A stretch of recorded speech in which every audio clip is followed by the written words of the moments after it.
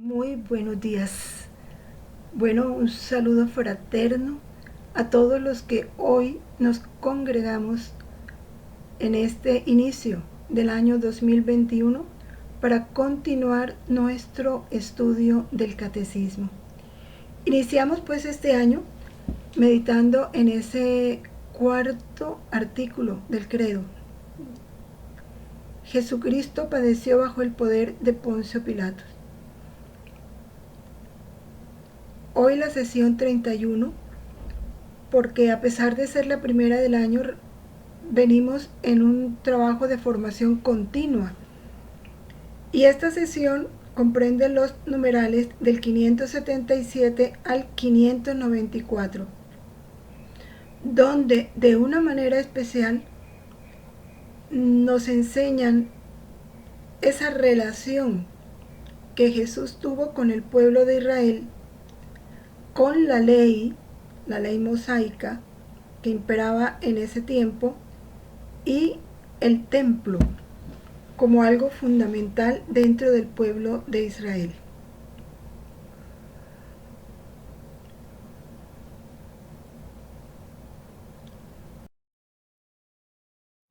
Iniciamos entonces fundidos en esa voluntad divina, adorando y amando a la Santísima Trinidad. En el nombre del Padre, y del Hijo, y del Espíritu Santo. Amén. Santísima Trinidad, Padre, Hijo y Espíritu Santo, postrado en el abismo de mi nada, y unida al acto único y eterno de vuestra divina voluntad, os adoro profundamente, os doy gracias eternamente, os amo infinitamente por todos y en el corazón de todos, con el corazón mismo de Jesús y de María. Amén. Dios te salve María, llena eres de gracia, el Señor es contigo, bendita tú eres entre todas las mujeres, y bendito es el fruto de tu vientre, Jesús. Santa María, Madre de Dios, ruega por nosotros pecadores, ahora y en la hora de nuestra muerte. Amén. Gloria al Padre, al Hijo y al Espíritu Santo, como era en el principio, ahora y siempre, por los siglos de los siglos. Amén. En el nombre del Padre, y del Hijo, y del Espíritu Santo. Amén.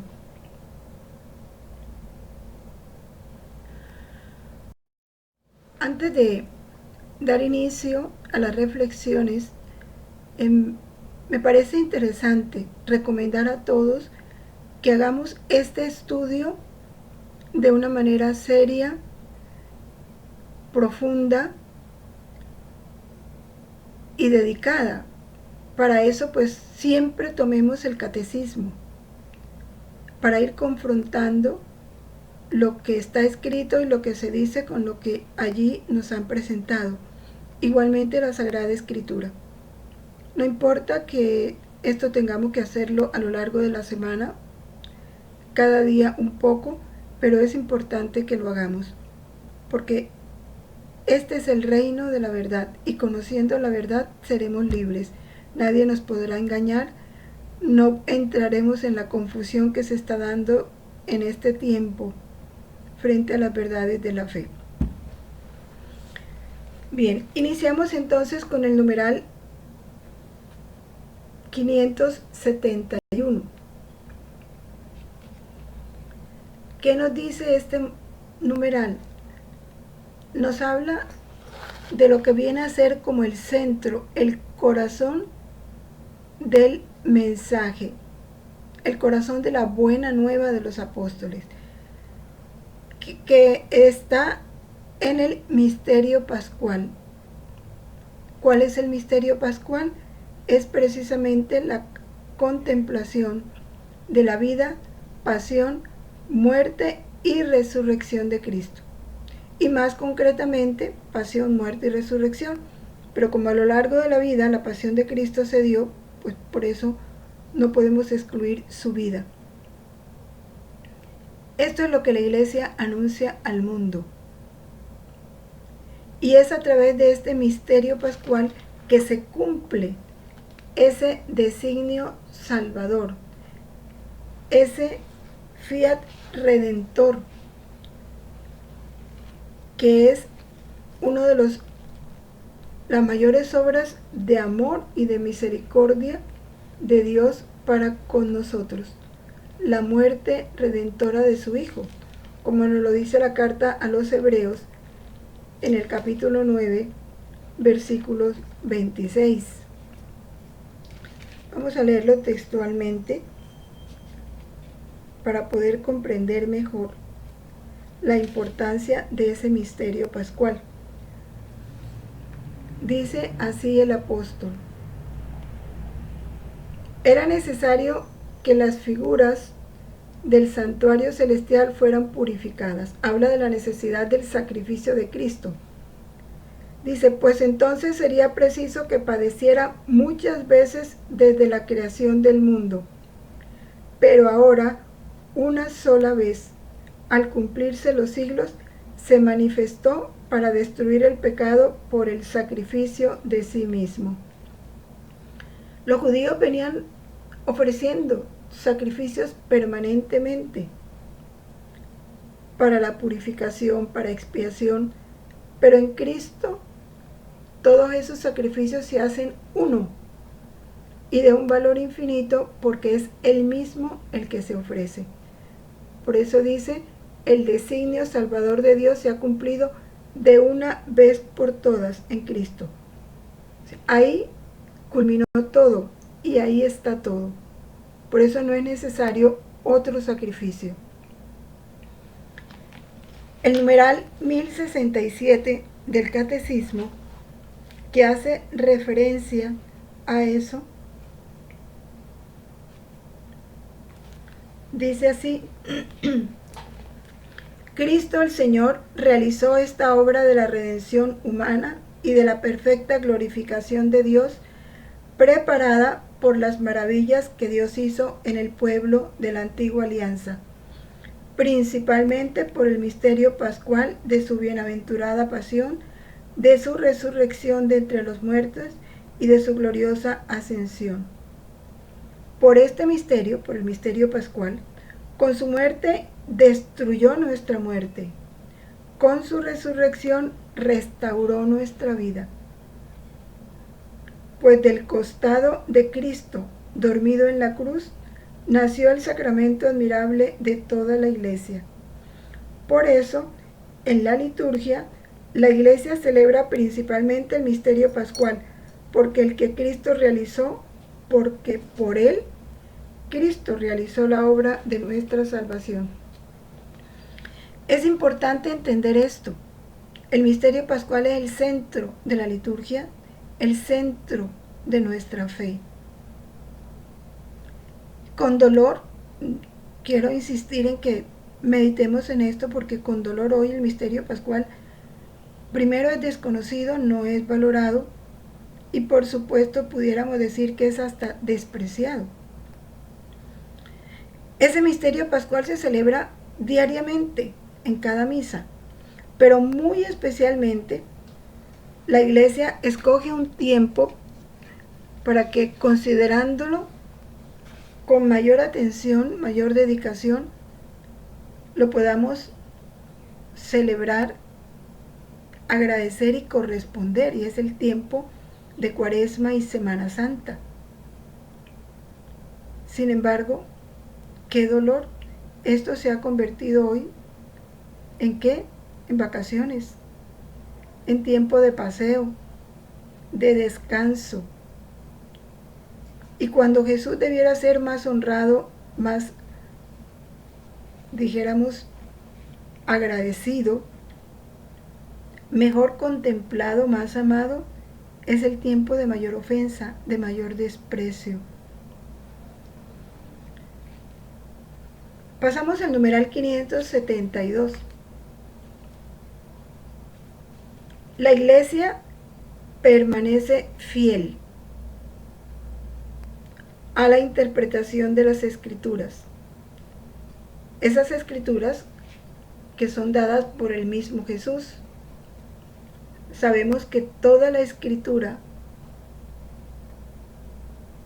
es un Cristo que se extiende a lo largo del tiempo, porque las escrituras es la palabra de Dios y Cristo es el verbo del Padre, la palabra del Padre. La Iglesia siempre nos da a conocer cómo era necesario esa pasión de Cristo para Él poder entrar en su gloria, como lo dice Lucas 24:26. Recordemos cuando Jesús sale al encuentro de los discípulos de Emaús y contándole, explicándole la escritura, le dice, no era necesario que Cristo padeciera eso y entrara así en su gloria. Él mismo lo explica. Ahora, otra cosa importante que nos dice el catecismo, en la última expresión de este numeral, los padecimientos de Jesús han tomado una forma histórica concreta. Alguien que realmente sea veraz, sea serio en lo que afirma, nunca podrá negar la pasión de Cristo, nunca podrá negar la realización de este misterio pascual. ¿Por qué? Porque esto no solo está en la Biblia. En todos los escritos históricos que existen, los escritos del tiempo de Jesús, las actas, todo eso que forma parte de una historia y de la cual hay evidencia, da pruebas del juicio de Cristo, de su muerte, de su crucifixión. Hay escritos que constatan todo eso. Por eso no se puede negar. Sin embargo, no solo la falta de fe, diría yo también la falta de veracidad de algunos, se atreven a afirmar lo contrario. Y vemos películas que hablan de el hallazgo del sepulcro de Jesús, el hallazgo de su cadáver o de sus huesos. Y todo eso es mentira. Incluso pudiéramos decir que una ofensa a la historia, porque están contradiciendo la historia. Pero así lo hacen porque el enemigo eso es lo que les insinúa y ellos dóciles a las voces del enemigo lo hacen. Negar la verdad de Cristo.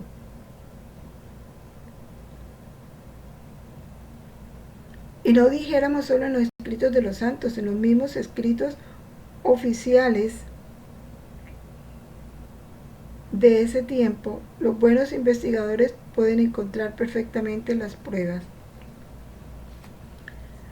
Hay varias citas en el Evangelio que vale la pena que las leamos para entender, son de Marcos y Mateo, que nos hablan precisamente de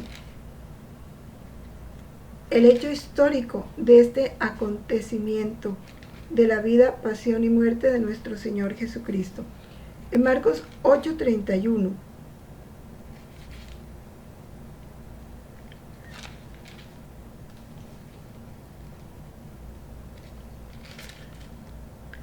nos dice, comenzó a enseñarles cómo era preciso que el Hijo del Hombre padeciese mucho y que fuese rechazado por los ancianos y los príncipes de los sacerdotes y los escribas, y que fuese muerto y resucitara después de 3 días. claramente les hablaba de esto. Y eso es una verdad. Cristo sabía lo que iba a padecer.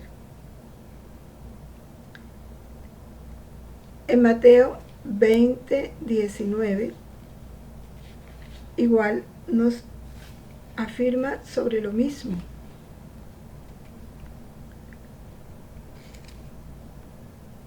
Y le entregarán a los gentiles para que le escarnezcan, le azoten y le crucifiquen, pero al tercer día resucitará.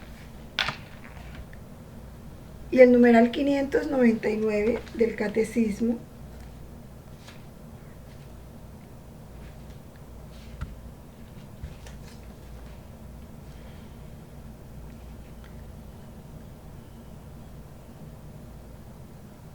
la muerte violenta de Jesús no fue fruto del azar en una desgraciada constelación de circunstancias. Pertenece al misterio del designio de Dios, como lo explica San Pedro a los judíos de Jerusalén ya en su primer discurso de Pentecostés. Fue entregado según el determinado designio y previo conocimiento de Dios, fruto de esa voluntad divina. Pero más interesante lo que dice a continuación. Este lenguaje bíblico no significa que los que han entregado a Jesús fuesen solamente ejecutores pasivos de un drama escrito de antemano por Dios. No, de ninguna manera.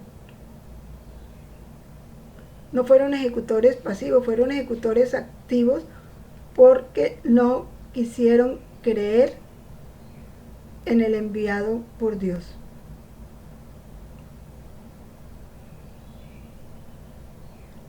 Fueron ejecutores activos de ese designio de Dios, porque también ellos tienen una responsabilidad en razón de la libertad. Y el numeral 573 concluye diciéndonos que nuestra fe, a través de nuestra fe, nosotros podemos escrutar las circunstancias de la muerte de Jesús, que se dan a través de los evangelios.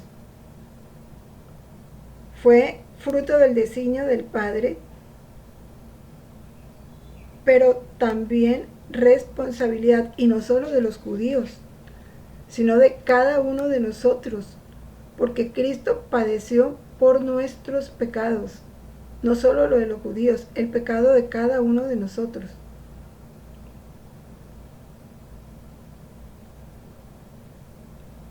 Esas circunstancias de la muerte de Jesús también son iluminadas por otras fuentes históricas, como ya hablábamos, y que se pueden conseguir, los grandes investigadores la pueden conseguir buscando en los archivos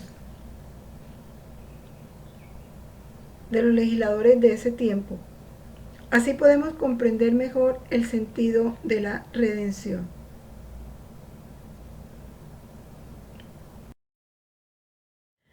Vamos a ver entonces ahora cómo fueron las relaciones de Jesús con el pueblo de Israel. Si leyendo el Evangelio nosotros nos damos cuenta cómo desde que Jesús comienza su ministerio público, los fariseos, los partidarios de Herodes, sacerdotes, escribas, todos se pusieron en contra de él. Y siempre, en muchos momentos, buscaron la oportunidad de matarlo, de salir de él. Jesús les incomodaba. Ahora, ¿qué le incomodaba a ellos de Jesús? Jesús no cayó bien, no fue aceptado. ¿Por qué? Por algunas de sus obras, por sus palabras. Y le acusaban de blasfemo, de endemoniado, de falso profeta. Vamos a mirar algunas citas evangélicas que nos confirman esto. ¿Cuándo se le acusa a Jesús de endemoniado? Recordemos cuando él expulsa demonios, que los judíos dicen que él expulsa los demonios por el poder de Belcebú. Si dicen que expulsa los demonios por el poder de Belcebú, es porque él pertenece al partido de Belcebú, quiere decir es un endemoniado. Y con eso lo están calumniando. Dice así Mateo 12:24. Los fariseos, cuando Jesús hizo hablar a un mudo,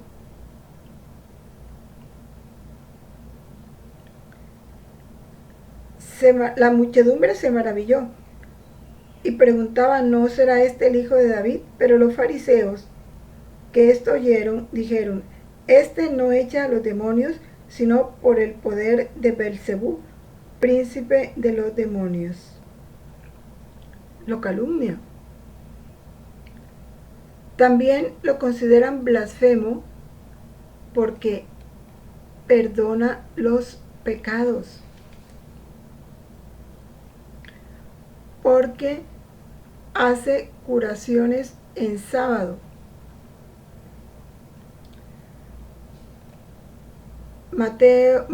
Vamos a Marcos 2:7 y Marcos 3:1-6. Para que vamos constatando cómo esto se nos confirma.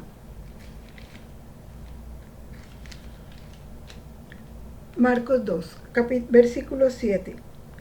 Dice así: ¿cómo habla así este? Blasfema. ¿Quién puede perdonar pecados sino solo Dios? Esto cuando hace la curación de un paralítico en sábado.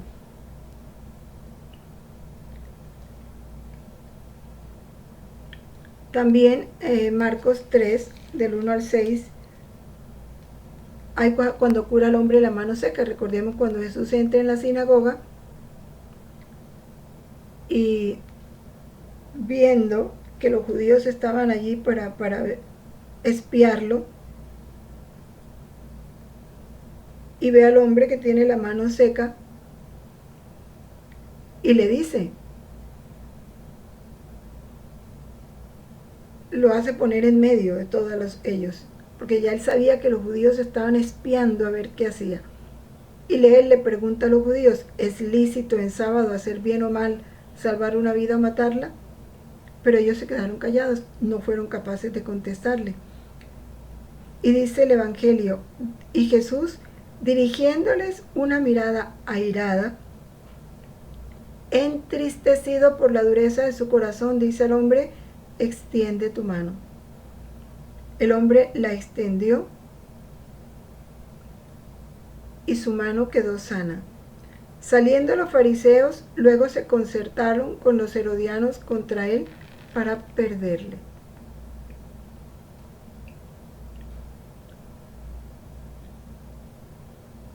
¿Y por qué lo consideran blasfemo? Pues porque contradice la ley sabática.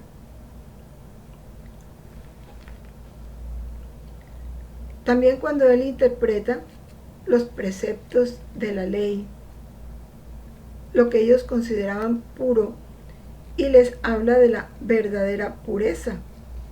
Eso también está en San Marcos, en el capítulo 7, del 14 al 23.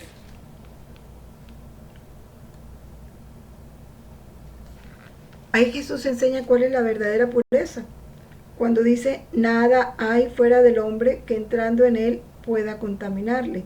Lo que sale del hombre es lo que contamina al hombre, porque los judíos se habían vuelto muy extremistas en la interpretación de la ley, y entonces se contaminaban, según ellos, con todo lo externo. Por eso cuando ellos venían, tenían que salir y entraban a su casa, tenían que purificarse totalmente, porque según ellos todos los había contaminado.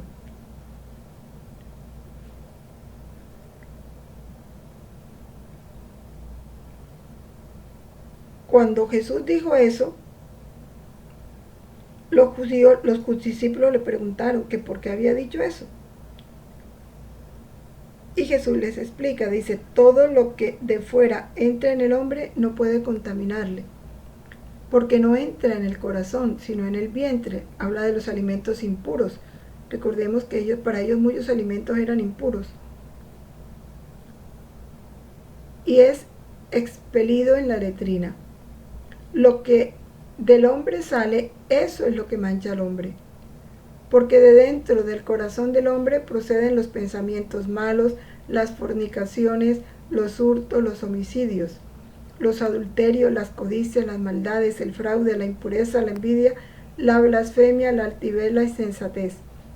Todas estas maldades del interior proceden y manchan al hombre.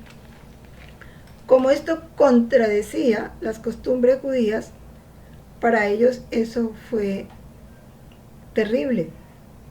El hecho de que Jesús comiera con publicanos y pecadores. También se le trató como un falso profeta. Y eso se da en el capítulo de San Juan, en el Evangelio de San Juan capítulo 7, porque es considerado un falso profeta. Vamos a verlo.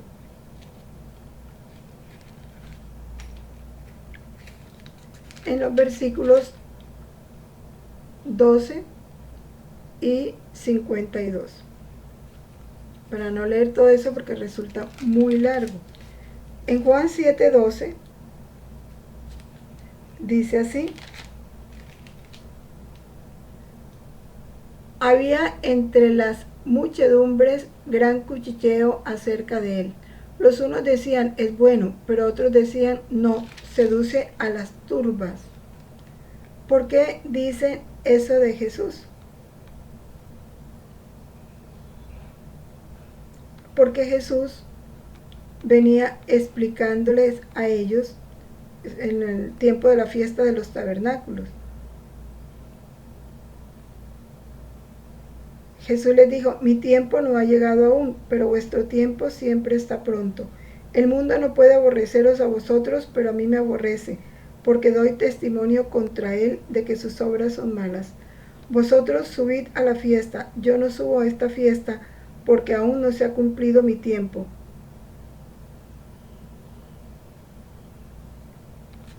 Los judíos lo buscaban en la fiesta, pero como no fue a la fiesta, ellos empezaron a criticar, a murmurar, y decían, unos decían que Jesús era bueno, otros decían, no, seduce a las turbas. Sin embargo, nadie hablaba libremente de él por temor a los judíos. Y en Juan 7:52,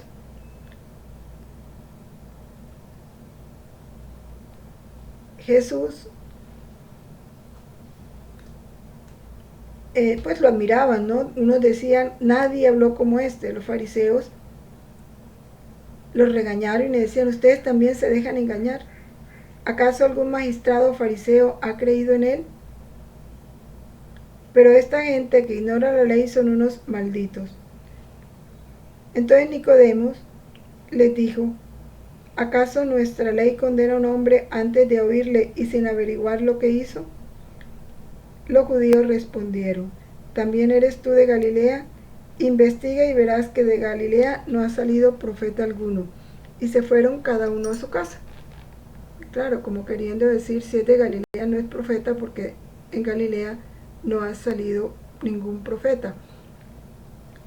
Igual lo llamaban blasfemo porque había cometido crímenes religiosos. Uno de los mayores crímenes religiosos para los judíos era el hacerse hijo de Dios, el perdonar pecados. A eso lo llamaban ellos crímenes religiosos.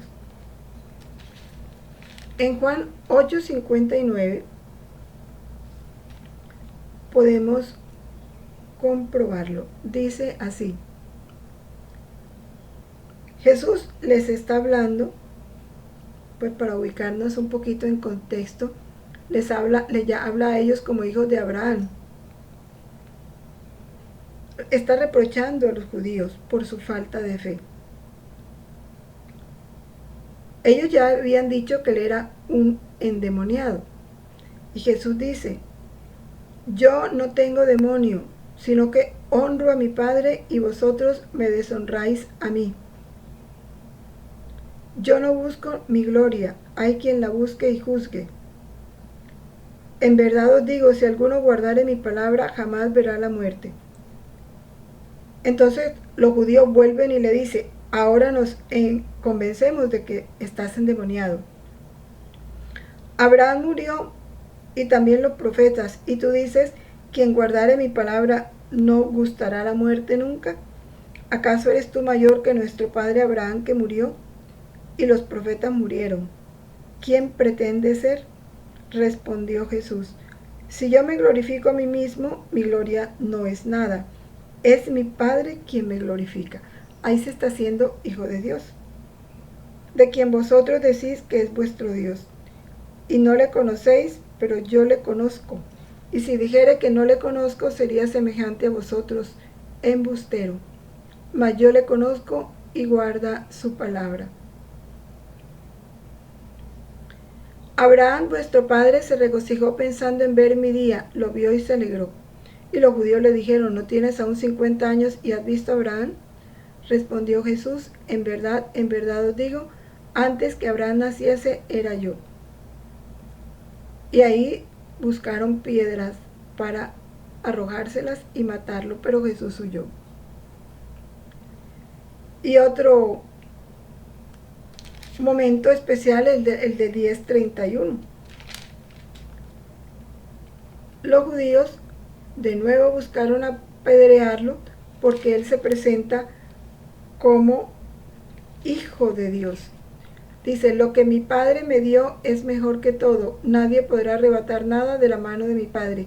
Yo y el Padre somos una sola cosa. Fue otro de los crímenes religiosos que Jesús cometió. Sin embargo, pese a todo esto, Jesús sí tuvo relaciones cordiales con los fariseos. ¿Cuáles fueron esos momentos de las relaciones cordiales? Entre los que nos cuenta el Evangelio están estos. Algunas veces le previnieron del peligro que corría. Nos lo dice Lucas en el 13:31.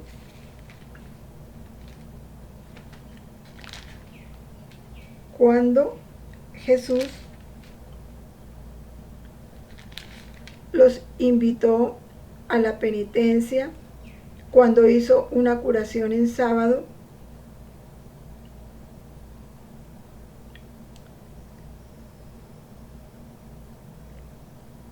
también curó a la cananea. Todo eso hizo Jesús. Ya había hecho todos esos milagros e iba caminando hacia Galilea. Entonces dice: en aquella hora se le acercaron algunos fariseos diciéndole: sal y vete de aquí, porque Herodes quiere matarte. Herodes, que conoció todo eso, todo lo que Jesús hacía, pues buscaba matarlo. Y los judíos le previnieron del peligro, prueba de que sí lo reconocían un verdadero profeta, un verdadero Mesías. Jesús también, sus buenas acciones, Jesús las resaltaba, se las alababa, los estimulaba. Lo dice Marcos 12:34.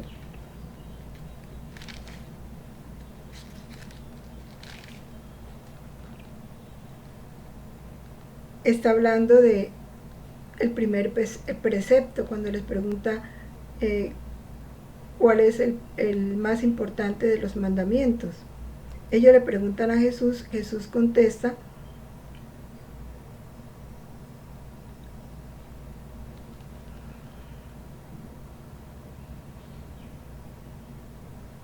Los fariseos le dicen: muy bien, maestro, con razón has dicho que Él es el único y que no hay otro fuera de Él, y que amarle con todo el corazón y con todas las fuerzas, y amar al prójimo como a sí mismo es mucho mejor que todos los holocaustos y sacrificios. Viendo Jesús cuán atinadamente había respondido, le dijo: no estás lejos del reino de Dios. O sea, reconoció su buena acción.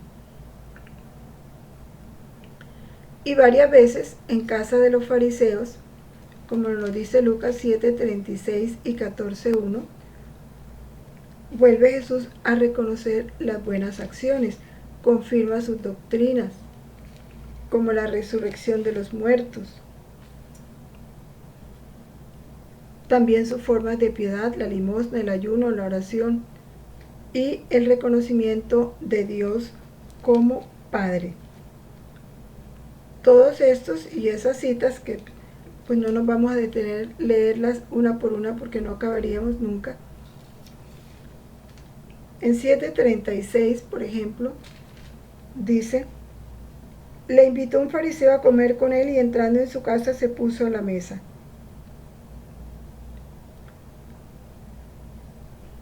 Comen con publicanos y pecadores. Afirma la resurrección de los muertos, como lo dice Mateo 22, 23, 34. También los fariseos, los judíos, los del pueblo de Israel, les parecía que Jesús actuaba contra las instituciones esenciales del pueblo elegido. No se sometía a la ley ni a la integridad de sus prescripciones. Actuaba contra el carácter central del templo y contra la fe en el único Dios, porque se hacía ver como hijo de Dios. Todo esto sembró ese malestar entre los judíos en relación a Jesús. Pero todo esto sucedió porque no lo reconocieron como el verdadero Mesías, porque los que sí lo reconocieron nunca interpretaron mal ni sus palabras ni sus acciones.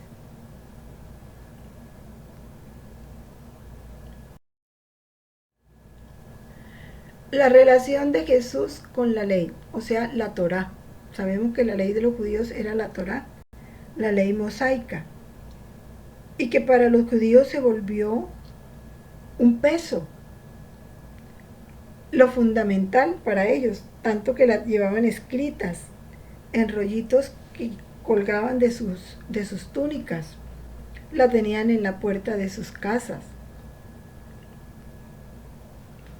Para ellos la ley era central y se volvieron cumplidores de la ley y llegaron a exageraciones tal que la ley era el fundamento de su santidad y se fue haciendo como una incoherencia de vida, porque lo importante era cumplir la ley, así las razones, los motivos por los cuales lo hacían no eran los más perfectos.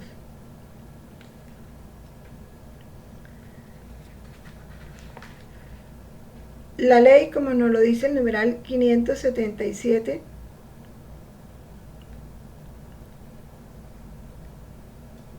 que era lo central para los judíos, Jesús la cumple a cabalidad, porque Jesús no omite en su cumplimiento ninguna parte de la ley, aún aquello que él iba no a modificar, pero sí a purificar o a perfeccionar. Y él lo dice: no penséis que he venido a abolir la ley y los profetas. No he venido a abolirla, a darle cumplimiento. Fue uno de sus objetivos. Sí, os lo aseguro, el cielo y la tierra pasarán antes que pase una i o un ápice de la ley sin que todo se haya cumplido, porque era una ley divina. La ley mosaica era una ley divina. Jesús no la anula, no la revoca. Miren que le está dando una gran importancia. Lo que hace Jesús es perfeccionarla, porque ya empieza esa ley a ponerse bajo el ámbito de la gracia, bajo la luz de la gracia en la nueva alianza. Por tanto, el que quebrante uno de estos mandamientos menores y así lo enseña a los hombres, será el menor en el reino de los cielos. En cambio, el que los observe y los enseñe, ese será grande en el reino de los cielos. Lo dice Mateo 5, 17 y 19. Y leyendo esto,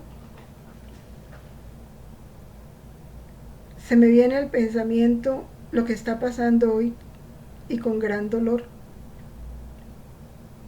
¿Qué se les está enseñando a los niños y a los jóvenes hoy? En las familias, en las escuelas, dolorosamente en las catequesis, a quebrantar la ley. Eso es lo que se está enseñando, a quebrantar la ley. Todo lo que está en la ley se ha vuelto retrógrado. La ley de género, ¿qué enseña a los niños? Porque se les está dando desde el preescolar. A desconocer completamente la voluntad de Dios. A despreciarlo. No es como Dios te hizo o te quiere, hombre o mujer, no, es lo que tú quieras. ¿Qué se les está enseñando a los jóvenes en las costumbres familiares, en las escuelas, en la música, en el arte, en los medios de comunicación? A estar contra la ley. Usa el condón, no tienes que guardar castidad. Lo principal en tus relaciones tiene que ser el libertinaje sexual. El amor se convirtió en eso. El fundamento del amor son ahora mismo las pasiones. Dar rienda suelta a las pasiones. No es sino mirar las canciones de hoy, ¿de qué hablan? Las películas que presentan, las telenovelas de qué hablan, de adulterio, de fornicación, de infidelidad. Eso es lo fundamental y es visto como normal. Lo anormal es lo contrario, lo bueno es anormal. Y miren lo que dice Jesús. Ay del que enseñe a los hombres a quebrantar la ley.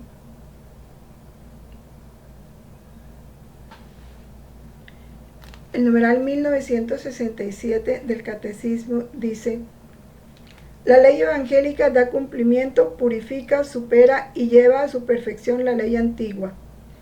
En las bienaventuranzas da cumplimiento a las promesas divinas, elevándolas y ordenándolas al reino de los cielos.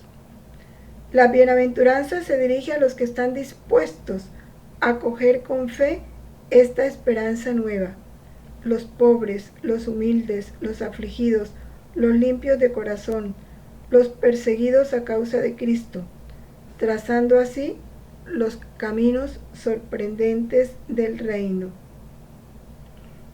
Es que en el Sermón de la Montaña, o las bienaventuranzas, ahí se centra, pudiéramos decir, toda esta ley de la nueva alianza, lo que es el Evangelio,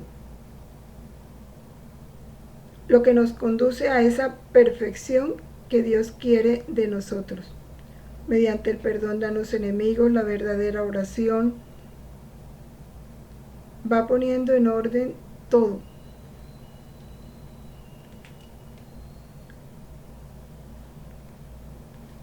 Jesús enseña que hay que sujetarse a la ley cumpliéndola en su totalidad,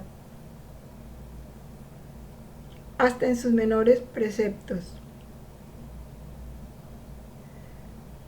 Pero porque esto era una costumbre judía, ellos buscaban cumplir la ley a la perfección.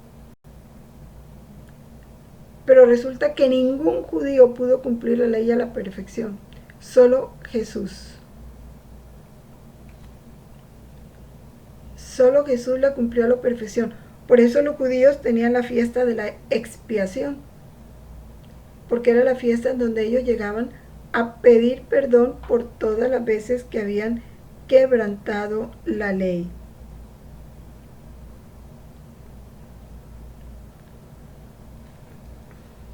El Evangelio de San Juan, en el capítulo 8, versículo 46, nos dice: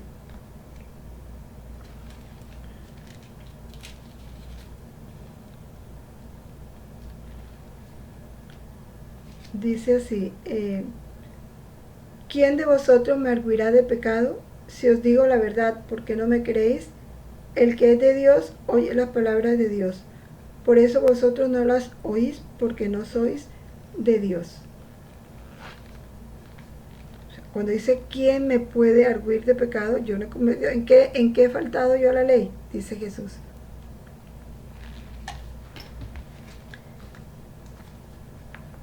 Y podemos ver en su vida todos los preceptos, aun aquellos que él iba a perfeccionar, Jesús los cumple como aparecen en la ley de Moisés. La circuncisión, él no tenía por qué circuncidarse, sin embargo lo hizo. La presentación en el templo, la misma purificación de la Virgen María, la Virgen, la purísima, la santa, la inmaculada, no necesitaba purificarse y se sometió a la ley de la purificación.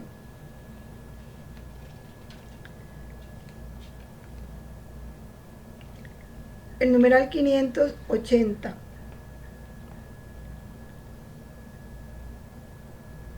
Solo el divino legislador Jesús pudo cumplir perfectamente la ley. Y en Jesús la ley ya no aparece grabada en tablas de piedra, sino en el fondo del corazón. Y es de lo que nos habla Jeremías en su capítulo 31, versículo 33. Recordemos un poquito esa cita de Jeremías.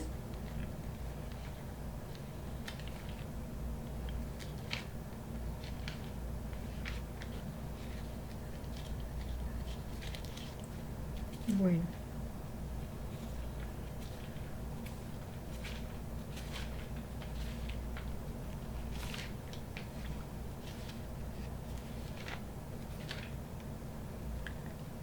Jeremías 31, 33. Para que veamos esa ley del corazón, no la escrita en piedras, sino en el corazón del hombre. Ya Jeremías había hablado de eso. Dice así: esta será la alianza que yo haré con la casa de Israel después de aquellos días. Yo pondré mi ley en su interior y la escribiré en su corazón, y seré su Dios, y ellos serán mi pueblo. De esa manera Jesús va interviniendo en la ley mosaica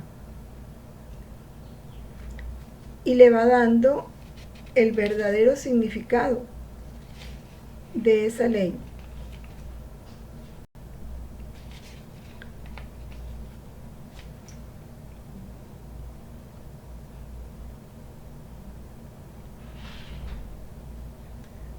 Esa ley se convierte en la nueva alianza para todo el pueblo, pero como un anuncio, porque eso en la práctica se viene a cumplir en el Nuevo Testamento a partir de los apóstoles.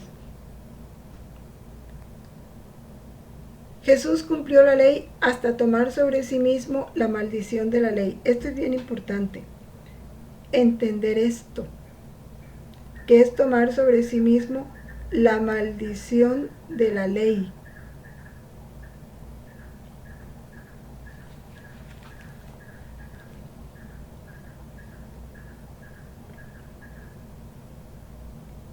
Jesús fue considerado como un maestro. Los maestros en ese tiempo eran los que enseñaban la ley. Pero igualmente era considerado maestro, pero también fue atacado como maestro. Los doctores de la ley no podían soportar a Jesús porque no aceptaban la interpretación que él daba a la ley. Y sobre todo no soportaban que el pueblo dijera que él enseñaba como quien tiene autoridad y no como los escribas.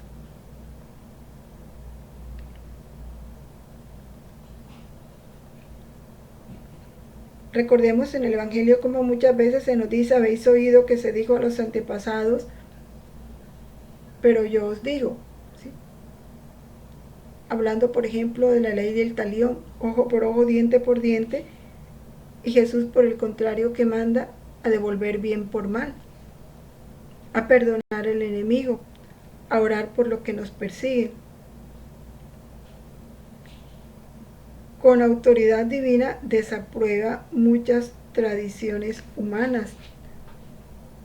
Por ejemplo, la que dice Marcos 7:8 y Marcos 7:13. Por ejemplo, la de los fariseos que anulan la palabra de Dios para poder imponer ellos sus propios pensamientos, sus propias costumbres. Jesús los recrimina de manera fuerte y clara en ese campo. Vamos a buscar Marcos, perdón.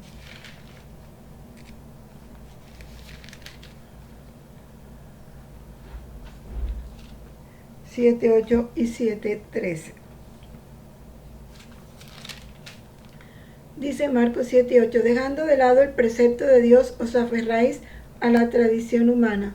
Y les decía: en verdad que donosamente abrogáis el precepto de Dios para guardar vuestra tradición. Este pueblo me honra con los labios, pero su corazón está lejos de mí, pues dan un culto vano enseñando doctrinas que son preceptos humanos. El ejemplo que da Jesús de eso le dice: Moisés ha dicho: honra a tu padre y a tu madre, y el que maldiga a su padre o a su madre es reo de muerte. Pero vosotros decís: si un hombre dijera a su padre o a su madre, Corbán, esto es ofrenda, sea todo lo que de mí pudiera serle útil.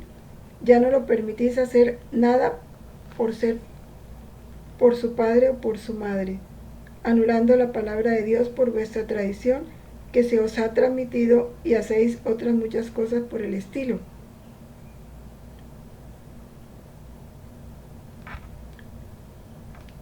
O sea, es preferible dar la ofrenda que ayudar a tu padre o a tu madre. Y por eso Jesús dice: anula la palabra de Dios por vuestra tradición que os ha transmitido, y hacéis otras muchas cosas por el estilo. Cuando Jesús se hace maldición de la ley, recordemos que Él cargó sobre sí todos nuestros pecados. ¿Qué significa eso? Cuando metamos los misterios de la encarnación, todos fuimos encarnados en Jesús. Pero, ¿qué cargó de nosotros Jesús? Nuestros pecados, nuestras miserias. Por eso dice que el Padre lo hizo pecado, porque es como si a todos nosotros nos hubieran metido en una licuadora con todos nuestros pecados y nuestras imperfecciones, y de eso hubiera sido hecho la humanidad de Cristo. Él cargó sobre sí todos nuestros males, todos nuestros pecados. Por eso dice: el Padre lo hizo pecado.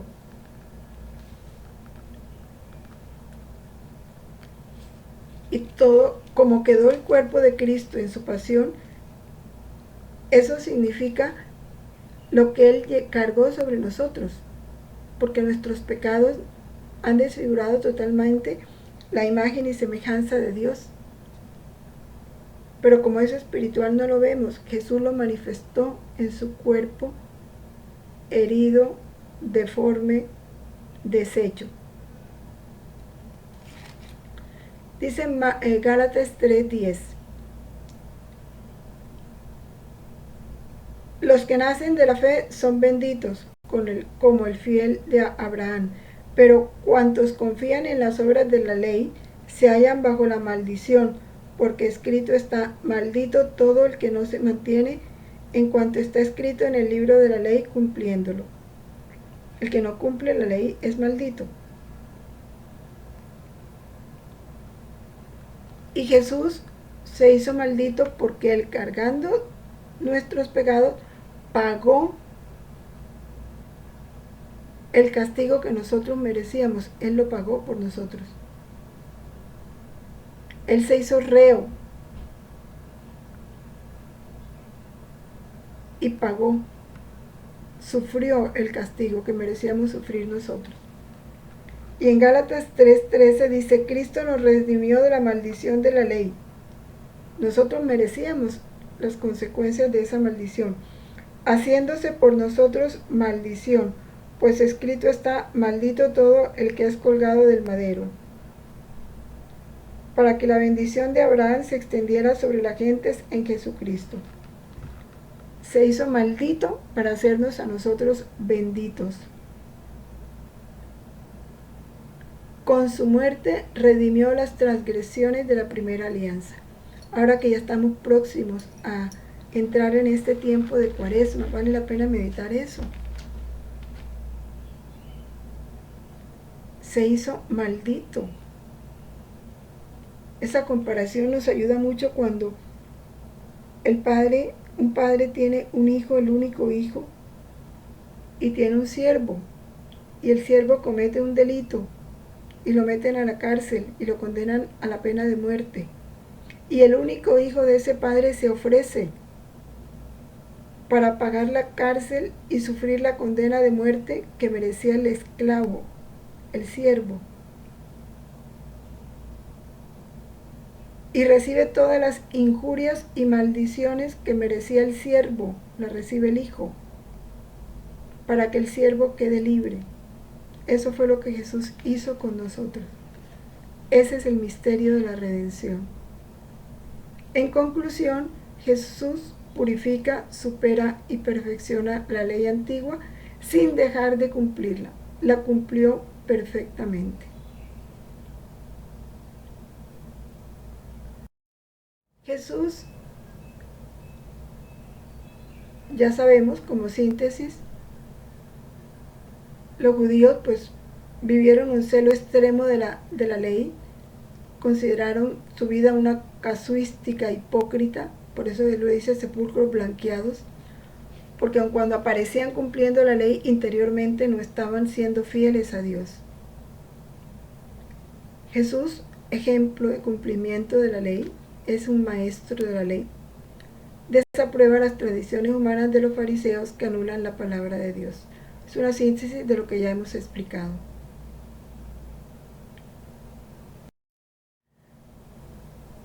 Bueno, algunos escritos de Luisa nos hablan de esto. El volumen 16 dice Jesús: tú debes saber que cuando vine a la tierra vine a abolir las leyes antiguas, otras a perfeccionarlas. Pero a pesar de abolirlas, no me excluí de observar aquellas leyes. Las observé en el modo más perfectos, como no lo hacían los demás. Pero debiendo unir en mí lo antiguo y lo nuevo, quise observarlas para dar cumplimiento a las leyes antiguas, poniéndoles el sello de la abolición y dar principio a la ley nueva que vine a establecer sobre la tierra, ley de gracia y de amor, en la cual encerraba todos los sacrificios en mí, debiendo ser yo el verdadero y el único sacrificado. Por eso todos los demás sacrificios ya no eran más necesarios. Siendo yo hombre y Dios, era más suficiente para satisfacer por todos. Y le dice a Luisa que así como en él la ley antigua quedó abolida, sin embargo él la cumplió, así en ella. Toda santidad humana, Luisa tuvo que vivirla. Todo lo de la santidad humana, para que en ella quedara abolida la santidad humana y ella diera principio a la santidad divina. La lectura de este capítulo es muy importante.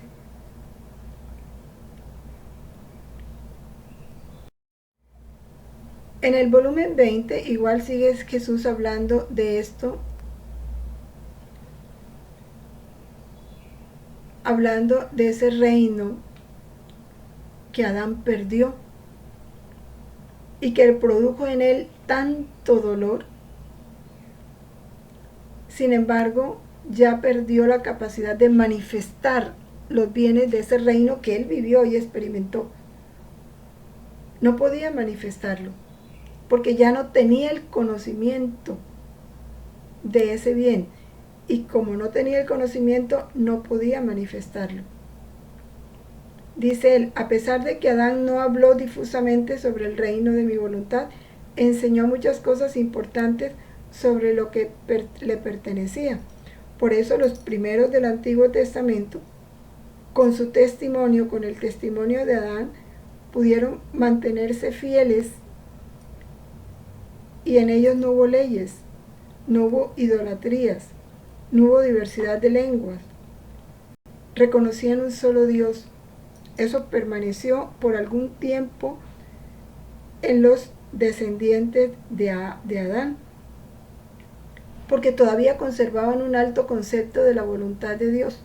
Pero a medida que se fueron alejando de esa voluntad de Dios, surgieron las idolatrías, todos los males que nos cuenta el Antiguo Testamento, hasta que Jesús tuvo que confundir sus lenguas para ponerles freno. Bueno, no lo leemos todo para avanzar un poco. Jesús y el templo. Jesús profesó el más profundo respeto al templo de Jerusalén. Ya sabemos cuando vio ese desorden que había en el templo con los vendedores, como él mismo cogió un látigo y derribó mesas y todo para hacer respetar el templo de Dios, porque lo consideró como un lugar privilegiado para el encuentro con Dios. Ese es el templo. Profetizó la destrucción del templo material, anunció el establecimiento del verdadero templo, que es su cuerpo, su iglesia, cuerpo místico de Cristo. Se identificó con el templo como morada definitiva de Dios entre los hombres. El cuerpo místico de Cristo, la iglesia.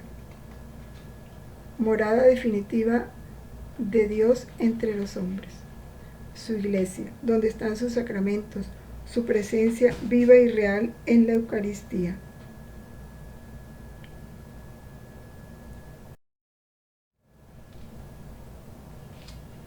La ley del templo de Jerusalén pudo ser ocasión de contradicción entre Jesús y las autoridades religiosas. Jesús acepta ser verdadera piedra de escándalo, no lo evita, porque lo que a él le interesaba era poner en orden todas las cosas que en el pueblo judío ya habían perdido su verdadero sentido. Aquí están unas citas que ya luego ustedes pueden consultar.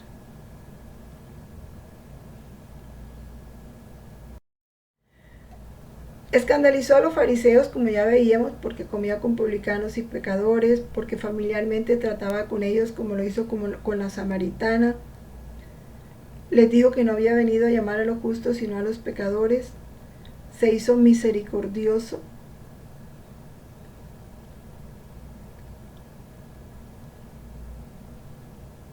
Proclamó el pecado como una realidad universal, haciéndolos sentir a ellos pecadores, y recriminó el que ellos no se sintieran pecadores, que se sintieran justos, que no reconocieran sus faltas.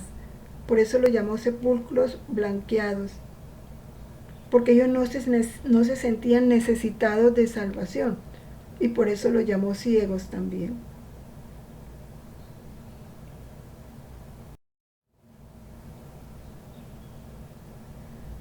Al perdonar los pecados, pues escandalizó, porque solo Dios puede perdonar los pecados.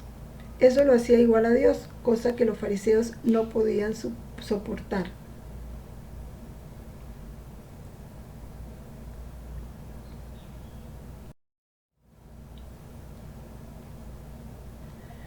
Y lo más fuerte es cuando Jesús lanza frases que realmente corresponden a una personalidad divina, a una identidad divina. Frases como esta: el que no está conmigo está contra mí. O sea, todos están obligados a estar conmigo. ¿Pero por qué? Porque Él es Dios, porque Él es la verdad, porque Él es el camino. Lo mismo cuando dijo: aquí hay uno más que Jonás, aquí hay uno más que Salomón, aquí hay uno más que el templo, como lo dicen esas citas que allí anotamos. Se está poniendo por encima de todos. Cuando recuerda, refiriéndose a David, que llama al Mesías su Señor. O sea, Él está por encima de David, y recordemos que para los judíos David era lo máximo. Cuando dice: antes que naciese Abraham yo soy. O sea, se presenta como eterno. Y el Padre y yo somos una sola cosa. Se identifica con el Padre.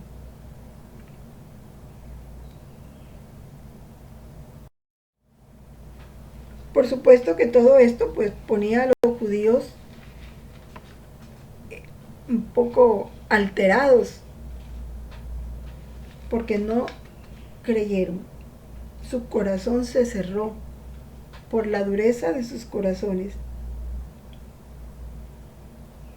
Jesús le pidió a las autoridades religiosas que creyeran en Él en virtud de las obras de su Padre que Él realizaba. Por supuesto que esto exigía de los judíos un acto de fe, un abrir el corazón a una verdad. Pero como estaban endurecidos, centrados en sí mismos, con una soberbia que los hacía sentir perfectos y por encima de todos, eso no les permitió recibir la luz que Jesús les vino a traer con sus enseñanzas. Ese acto de fe exigía de los judíos una muerte a sí mismo, para poder nacer de lo alto, como se lo dijo Jesús en Juan 3:7. Porque era la gracia divina quien iba a producir en ellos ese nuevo nacimiento, que exigía una verdadera conversión.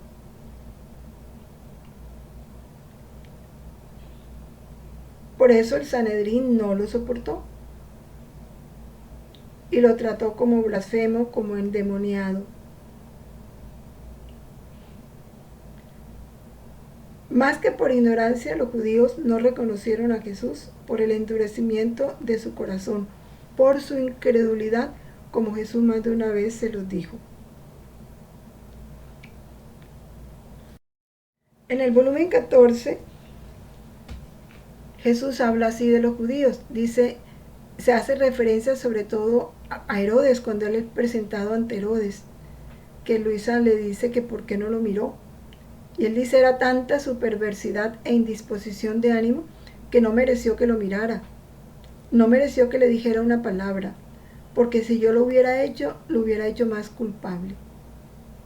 Porque cada palabra mía, cada mirada mía, son vínculos de más que se forman entre mí y la criatura. La misericordia de Dios, ¿no? Aún con aquellos que lo desprecian. No quiso hacerle mal a Herodes, por eso no lo miró.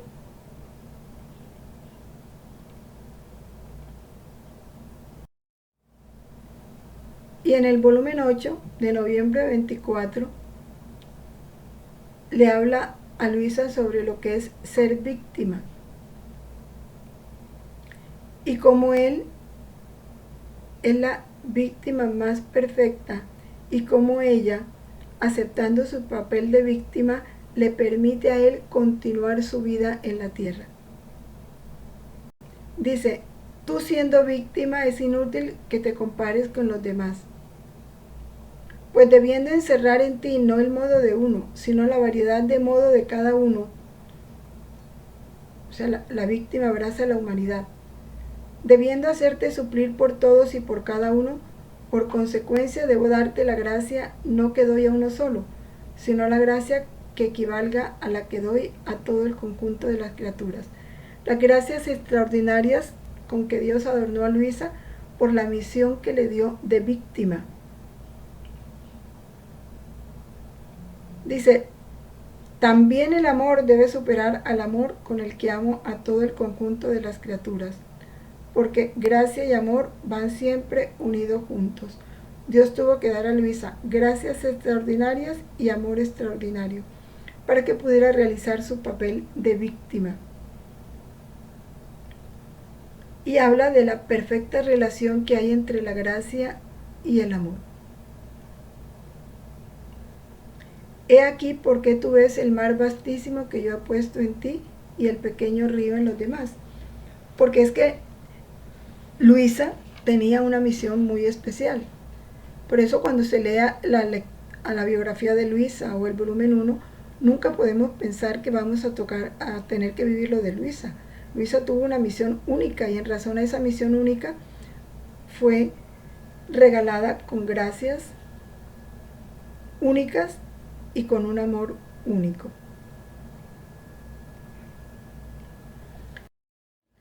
Terminamos entonces esta reflexión sobre la vida de Jesús en su convivencia con Israel, con las leyes de ese pueblo judío y con el sentido que ellos tenían del templo, y cómo, sin temor a escandalizar, puso las cosas en orden y anunció la verdad y denunció el error. Recordemos que todos los misterios de la vida de Cristo se tienen que reproducir en nosotros en el grado que Dios quiera, pero aprendiendo sus enseñanzas y contemplándolo, dejamos que esa luz nos llene, nos fortalezca y nos conduzca por el verdadero camino. Terminamos entonces agradeciendo a Dios estas verdades, pidiéndole a la Virgen que nos haga vivirlas después de meditarlas en el corazón, para que ese reino venga pronto a nosotros y al mundo entero. Padre nuestro que estás en el cielo, santificado sea tu nombre. Venga a nosotros tu reino. Hágase tu voluntad, así en la tierra como en el cielo. Danos hoy nuestro pan de cada día. Perdona nuestras ofensas, como también nosotros perdonamos a los que nos ofenden. No nos dejes caer en la tentación y líbranos del mal. Amén. Gloria al Padre, al Hijo y al Espíritu Santo, como era en el principio, ahora y siempre, por los siglos de los siglos. Amén. En el nombre del Padre, y del Hijo, y del Espíritu Santo. Amén. Permanezcamos en la voluntad de Dios siempre. Fiat.